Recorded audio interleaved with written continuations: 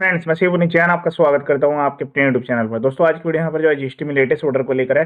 Honourable court की तरफ से जीएसटी में पेनल्टी को लेकर काफ़ी बड़ी रिलीफ वाला ऑर्डर जारी किया है। तो यहाँ पर जो है ये लेटेस्ट ऑर्डर जारी हुआ है ऑनरेबल मद्रास हाई कोर्ट के द्वारा। तो यहाँ पर सेम स्टेट में तो यूटीजी एप्लीकेबल ये रहने वाला है। बाकी अदर स्टेट्स में भी अगर पेनल्टी के आपको नोटिस आए हुए हैं तो रिटर्न नॉन फाइलिंग के रिगार्डिंग जो पेनल्टी के नोटिस आ रहे हैं उसको लेकर एक काफ़ी बड़ी रिलीफ है। डायरेक्टली यहाँ पर कोर्स कर दिया गया है। कोई रिमांड बैक या रेमेंड बैक का इसमें यहाँ पर चक्कर ही नहीं है। ठीक है, वीडियो को पूरा एंड तक देखिएगा। वीडियो काफ़ी शॉर्ट में रहने वाला है।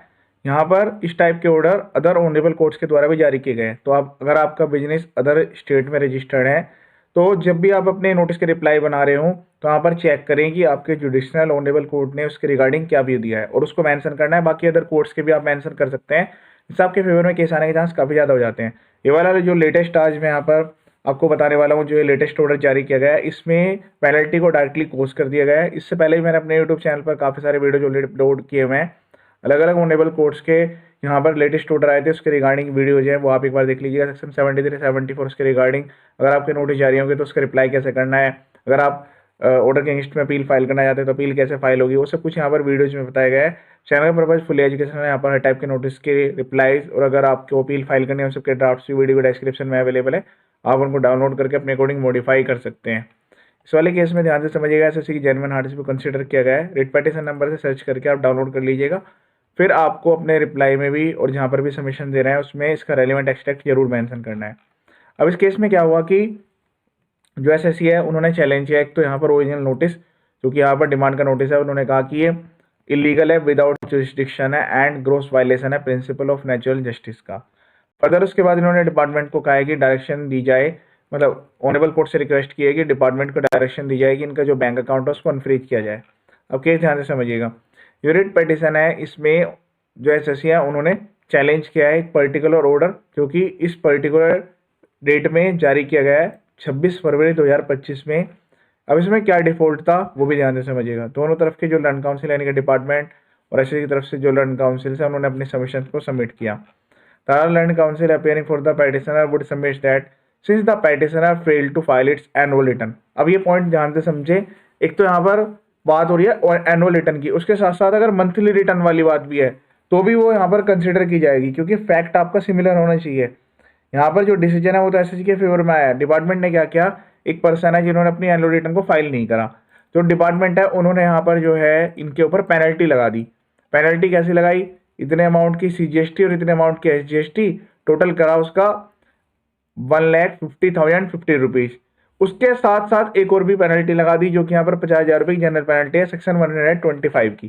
तो बेसिकली यहाँ पर दो पेनल्टी हैं। एक तो यहाँ पर लेट फीस ही है, तो लेट फीस तो यहाँ पर प्रोविजंस बनाएंगे कि इतने रुपए पर डे और maximum up to that percentage of turnover, वो भी इसमें लिखा गया है। तो यहाँ पर आपको डबल रिलैक्सेशन मिली है। एक तो लेट फीस के रिगार्डिंग कि भाई जो लेट फीस जो पेनल्टी की तरह लगाई जा रही है वो यहाँ पर नहीं लगनी चाहिए, जितनी स्पेसिफाइड एक्ट में उतनी लगनी चाहिए। और जब यहाँ पर स्पेसिफाइड पेनल्टी या लेट फीस लग गई है तो फिर जनरल पेनल्टी क्यों लगेगी, इसको लेकर यहाँ पर फाइट हो रही है। He further submits that as per section 47 of the GST Act, only late fees can be levied। तो कह रहे कि केवल जो यहाँ पर जीएसटी की लेट फीस है वो लेवी की जा सकती है। अब यहाँ पर जनरल पेनल्टी का क्या प्रोविजन है, कुछ भी नहीं है। Further the provision under section 125 of the act will only apply in case where no penalty is levied. तो यहाँ पर कोई अदर पेनल्टी नहीं है वहां पर ये पेनल्टी लगाई जा सकती है, उसके लिए भी प्रॉपर ऑफिसर सो कुछ नोटिस आपको भेजेंगे। He further submits that without proper and verification of record, proper inquiry और रिकॉर्ड वेरिफिकेशन के बिना यहाँ पर सेक्शन 73 में एक इम्पंज ऑर्डर जारी कर दिया गया, जिसमें कि यहाँ पर जो इम्पंज ऑर्डर है वो लायबल टू बी कोस्ट है। In this regard the petitioner has also produced the order passed by the principal bench of this court. तो यहाँ पर ऑनरेबल कोर्ट की जो प्रिंसिपल बेंच है उनके द्वारा यहाँ पर इस रिट पिटीशन में इसी टाइप का एक मैटर डिसाइड किया गया है। उसके रिगार्डिंग मैंने ऑलरेडी एक वीडियो अपलोड किया था, उसमें भी सिमिलर फैक्ट्स थे, लेकिन यहाँ पर डबल फैक्ट्स है कि इनमें जो ये लेट फीस लगाई गई है ये भी गलती लगाई गई है। अब यहाँ पर ध्यान से समझिएगा, जो डिपार्टमेंट की तरफ से लैंड काउंसिल है उन्होंने तो जो ये ऑर्डर है उसको सपोर्ट किया। उन्होंने कहा कि भाई एक पर्सन है जो कि यहाँ पर रिटर्न फाइल करने के लिए यहाँ पर एलिजिबल थे, उन्होंने फाइल नहीं किया, वो फेल हो गए इसके रिगार्डिंग। तो यहाँ पर जो इम्पंज ऑर्डर है उसमें लेट फीस भी लगनी चाहिए और जनरल पेनल्टी भी। और यहाँ पर ये जो रेट पिटिशन है ये डिसमिसल मतलब डिसमिस होने के लिए एलिजिबल है। उन्होंने ऐसा रिक्वेस्ट किया, ही प्रेज फॉर डिसमिसल, ठीक है। लेकिन ऑनरेबल कोर्ट ने एसएससी के फेवर में डिसीजन दिया है और जेन्युइन हार्डशिप को कंसिडर करके यहाँ पर उसको मेंशन भी किया है।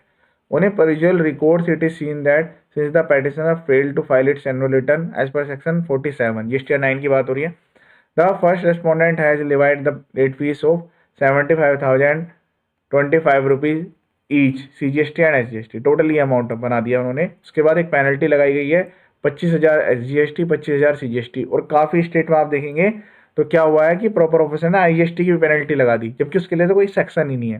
तो इस तरीके से जो गलत ऑर्डर जारी हो रहे हैं उन पर भी एक्शन लेने की रिक्वायरमेंट है कि डिपार्टमेंट के द्वारा जो उनकी प्रॉपर जो टीम है उनको यहाँ पर GST प्रोविजंस की कंप्लीट नॉलेज नहीं है, तो उनके रिगार्डिंग भी इसमें प्रोविजंस होनी चाहिए कि भाई अगर कोई ऑर्डर गलत पास होता है और यहाँ पर इसके रिगार्डिंग फिर लिटिगेशंस में मैटर जाते हैं या फिर ऑनरेबल कोर्ट के पास जाते हैं, तो उसके रिगार्डिंग क्या प्रोविजंस हो कि ताकि आगे इन चीज़ों का ध्यान रखा जाए।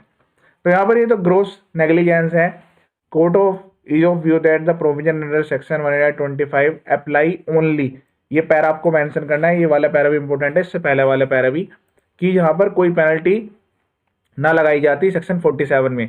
लेकिन जब यहाँ पर ऑलरेडी लेट फीस दी गई है 47 के अंडर में, तो फिर आप जनरल पेनल्टी यहाँ पर कैसे लगा सकते हैं, वो यहाँ पर अप्लाई नहीं होगी। Therefore the same is liable to be quashed, यहाँ पर इसको डायरेक्टली कॉस्ट कर दिया गया according the levying of general penalty is hereby set aside, इसको 50,000 की जो पेनल्टी है उसको सेट असाइड कर दिया गया है। अब अगला पॉइंट देखिएगा, with regard to the levying of late fees, जो कि यहाँ पर अप्रोक्सीमेटली 1.5 लाख रुपए लगाई गई है।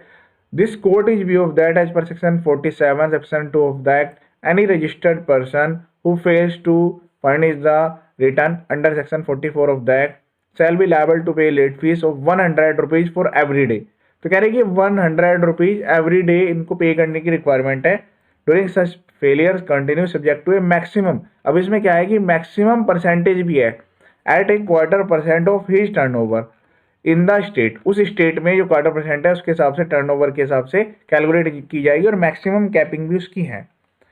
Accordingly to the first respondent there has calculate the late fee of this and divide the said amount as SGST and CGST, ये यहाँ पर गलत इंटरप्रिटेशन है। Such interpretation of the first respondent is wrong if the first respondent calculate the late fee at rupees this at the rate of 25%, the total turnover 100 rupees per day, whichever is higher, and the such amount has to be divided GST and CGST. Therefore, if यहाँ पर 75,025 rupees अगर consideration लिए जाते हैं as an late fees, तो जो late fees है वो हाफ ऑफ होगी, मतलब आधी CGST और आधी SGST। Accordingly the late fees calculated by the first respondent is modified, तो यहाँ पर ऑनरेबल कोर्ट ने उसको भी कहा है कि आप इसको करेक्टली सही तरीके से लेवी करेंगे, इसको मॉडिफाई कर दिया गया है। तो जो पेटिशनर है उसको एक तो 50,000 रुपये की तो ऊपर ही छूट मिल गई थी, जो कि जनरल पेनल्टी वो तो किसी भी केस में नहीं लगनी चाहिए, और यहाँ पर इनकी जो पेनल्टी है वो भी रिड्यूस करके, मतलब जो लेट फीस है उससे भी रिड्यूस कर दिया गया है 75,025 rupees. The learned counsel appearing for the second respondent वो submit that petitioner account has been wrongly mentioned in the writ petition. उन्होंने कहा कि जो ये पेटिशनर का बैंक अकाउंट है वो यहाँ पर गलत तरीके से मेंशन हो रखा है, पेटिशनर के पास जो बैंक अकाउंट है वो इस पर्टिकुलर ब्रांच का है। The learned counsel appearing for the petitioner would submit that in view of the impugned order petitioner account has been frozen and therefore the petitioner seek direction to defreeze the, उन्होंने request की कि जो इनका bank account है उसको भी defreeze कर दिया जाए। Accordingly upon payment of late fees, तो उन्होंने कहा कि ठीक है आप ये पेमेंट करवा दीजिए, जो GST की लेट फीस है 75,025 rupees by the petitioner to the concern authorities, और जो उनका बैंक अकाउंट है उनको डायरेक्शन दी गई है डिपार्टमेंट को, उसको यहाँ पर अनफ्रीज कर दिया जाएगा जब यहाँ पर प्रोड्यूस कर देंगे लेट फीस के पेमेंट का यहाँ पर प्रूफ।